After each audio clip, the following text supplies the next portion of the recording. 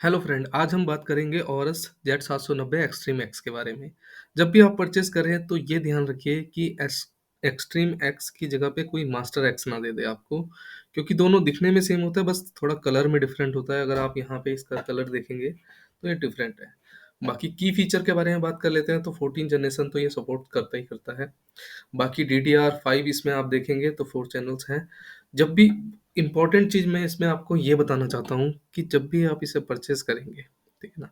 तो कैसे हम इसमें 5 से 6,000 रुपए तक बचा सकते हैं। ऑनलाइन नहीं खरीदिएगा, ये मैं आपको रिकमेंड करता हूँ। बाकी फीचर्स के बारे में तो आप देख ही सकते हैं कि एमईएम इंटू इसमें फास्ट स्टोरेज जिस तरह 5 इंटू एम स्लॉट दिया हुआ है।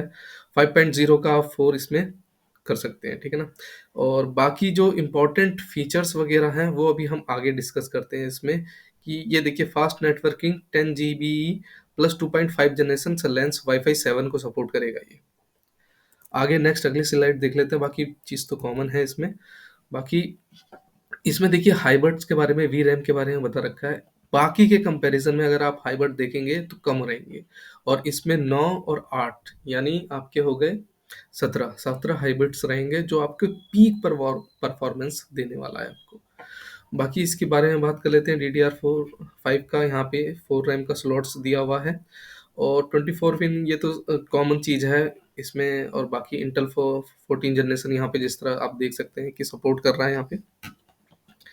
फुल लेंथ पिक्सल स्लॉट्स यहाँ पे देखेंगे कि आपका ग्राफिक कार्ड जो है, आपका 2 लाख 2.5 लाख तक का जो ग्राफिक कार्ड आता है महंगे से महंगा तक, वो बड़े प्यार से सपोर्ट करेगा। लेकिन एक चीज़ रिकमेंड करूंगा, जब भी आप इसका पीसीयू लेंगे, पावर सप्लाई जब भी लेंगे, तो 1000 वाट का से कम मत लीजिएगा आपका। क्योंकि आप ये देखिए कि आपका जो है 150 से 170 तक जो है आपका प्रोसेसर ही वाट ले लेता है, जब आप इसमें i9 इंटेल 14 जनरेशन लगवाएंगे तो बाकी चीज़ें देखिए कि बाकी चीज़ें भी आपका कितना कितना वाट ले लेता है। तो इस चीज़ का आप ध्यान रखिएगा कि पावर सप्लाई में कोई भी आप कंपैरिजन नहीं करिएगा कि भैया मैं थोड़ा चीप लगा लेता हूँ, थोड़े पैसे बच जाएंगे। मदरबोर्ड अच्छा ले रहे हैं तो बाकी चीज़ें भी, कंपोनेंट अच्छा लेंगे। इसीलिए पीसी जो है हम जब भी बिल्ड करते हैं तो इसीलिए कॉस्ट ज़्यादा एक्सीड कर जाती है, जस्ट बिकॉज ऑफ इसमें भारी भारी जो कंपोनेंट्स होते हैं वो हम जो लगाते हैं उसमें, वो हाई पावर के होने चाहिए। इसीलिए पीसी का कॉस्ट जो है वो थोड़ा हाई रेंज पे हो जा सकता है। रैम में आप कंप्रोमाइज़ कर सकते हैं, लेकिन पावर सप्लाई में नहीं कर सकते हैं। ग्राफिक कार्ड में कंप्रोमाइज़ कर सकते हैं, और अपना इंटेल कोर जो है अपना प्रोसेसर में कंप्रोमाइज़ कर सकते हैं, इन सब चीज़ में कर सकते हैं। लेकिन पावर सप्लाई में आप कंप्रोमाइज़ मत करिएगा, क्योंकि इन फ्यूचर आप जब अपना जनरेशन बढ़ाएंगे या ग्राफिक कार्ड बढ़ाएंगे तो आपको फिर पावर सप्लाई भी चेंज करनी पड़ जाएगी। अगली स्लाइड में देख लेते हैं कि हर चीज़ यहाँ पे फ्रंट थर्मल दिया हुआ है। थर्मल जो होता है वो कूलिंग फास्ट जो होता है आपका, वो बहुत ही कम हीट होता है और ठंडा जल्दी होता है। तो थर्मल हर जगह पे आप देखेंगे, यहाँ पे भी देखेंगे M T thermal card extreme दिखा रखा है यहाँ पे। और ये जो M2 थर्मल कार्ड्स है, यहाँ पे सारे आपकी जितने भी हैं SSD स्लॉट्स दिए हुए हैं 4।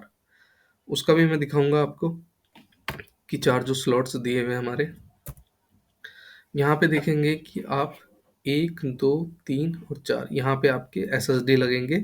और इन सब में सबसे प्लस पॉइंट ये होता है कि लैच का होता है। अब लैच क्या होता है फ्रेंड, यहाँ पे आप छोटा सा देखेंगे ना, तो इससे यहाँ पे स्क्रू नहीं होता। लैच को हल्का से रोटेट करेंगे, ऊपर करेंगे, और यहाँ से आप खींच लेंगे तो आपका बड़े प्यार से जो है इसका कवर निकल जाएगा। वो भी थर्मल डिज़ाइन पे होता है, और वो भी आपका हीट जो है वो बहुत ही कम होता है। बाकी DDR5 जिस तरह है यहाँ पे 8 to 66 मेगाहर्ट्ज की फ्रीक्वेंसी पर सपोर्ट्स करता है। तो जब भी आप मान लो 16 GB से कम रैम मत लीजिएगा, मैं आपको ये रिकमेंड करता हूँ। अगर आपका बजट ठीक है, इतना महंगा ग्राफिक कार्ड आप ले रहे हैं, ये सॉरी महंगा आप मदरबोर्ड ले रहे हैं, तो 32 GB का एक कम से कम नहीं तो 6000 फ्रीक्वेंसी का, उससे ज़्यादा भी ले सकते हैं, 6000 फ्रीक्वेंसी का रैम लीजिएगा। किंगस्टन का रीकनेट अभी आता है, 7200 फ्रीक्वेंसी का भी आता है।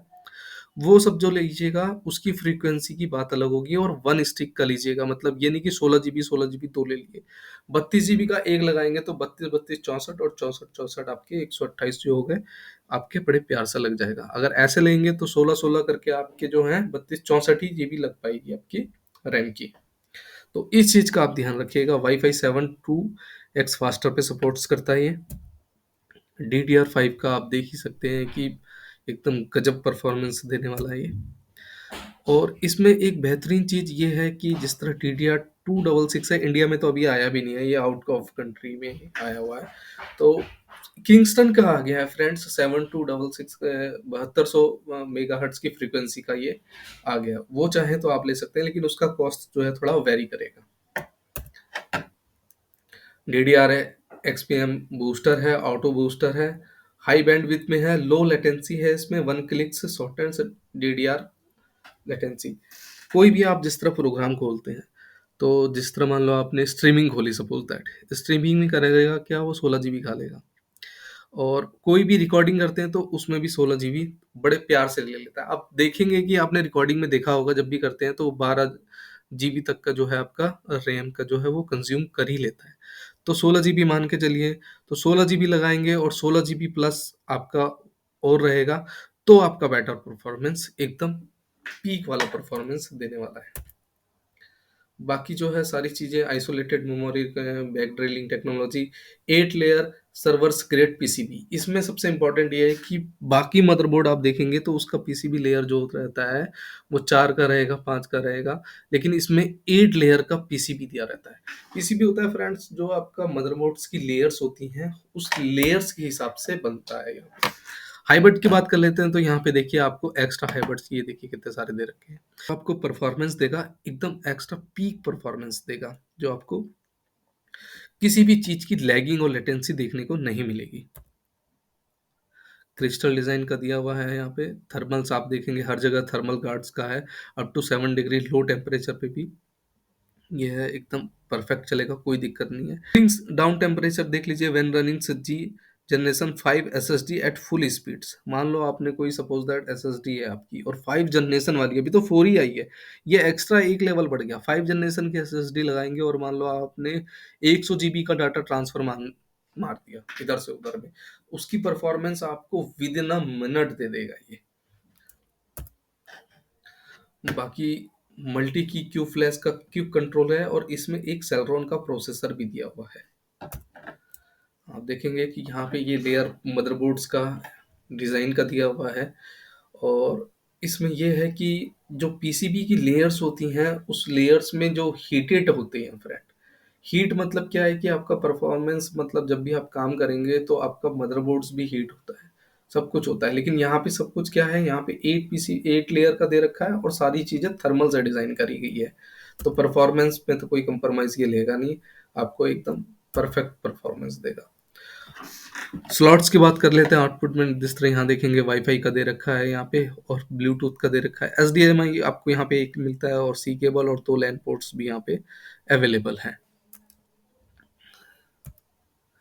Wifi 7 ultra high antenna 100 GB lens का, जिस तरह यहाँ पे आप देखने को मिलेगा आपको, तो काफी अच्छा परफॉर्मेंस देने वाला है ये आपको। अब इसकी प्राइस की बात कर लेते हैं। अगर आप अमेजोन में फ्रेंड इसका प्राइस देखेंगे तो आपको 80,000 कॉस्ट करेगा, लेकिन आप मार्केट में जाएंगे ना तो ये आपको 85,000, सॉरी, ये 75,000 इंक्लूडिंग जीएसटी मिलेगा, क्योंकि 5 से 6 हज़ार रुपये अमेजोन में आपका महंगा ही मिलता है। अब बात कर लेते हैं इसके सेविंग की, कि हम कैसे सेविंग कर सकते हैं। तो मैं आपको बताता हूँ कि सिंपली आप जैसे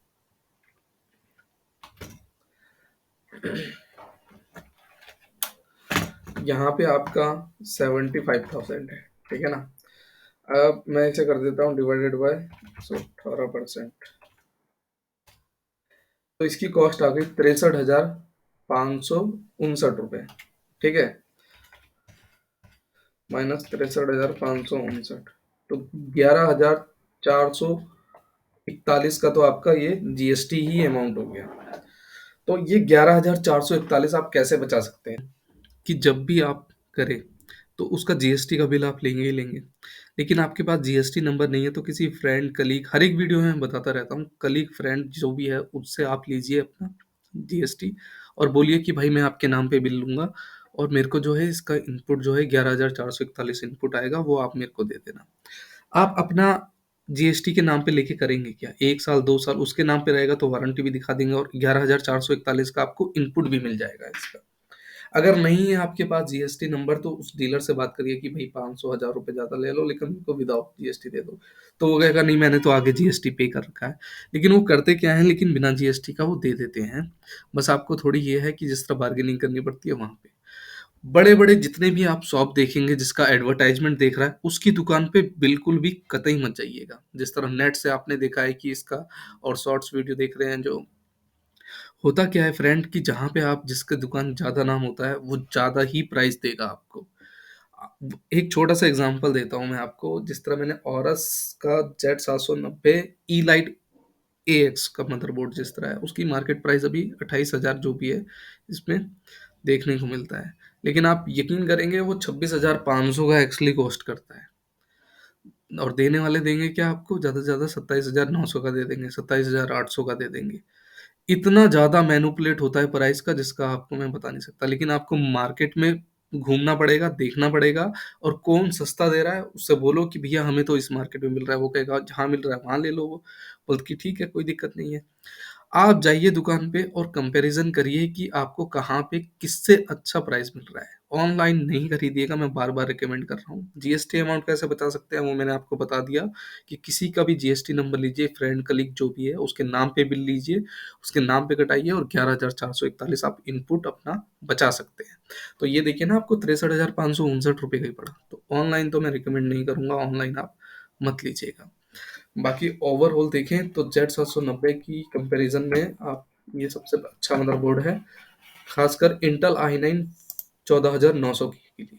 बस मास्टर एक्स जो है उसमें धोखा मत खाइएगा इसमें, क्योंकि मार्केट में जो है बहुत ज़्यादा मैनिपुलेट होता है और प्लस मॉडल नंबर के साथ परचेज करिएगा इसको। ठीक है फ्रेंड, थैंक यू।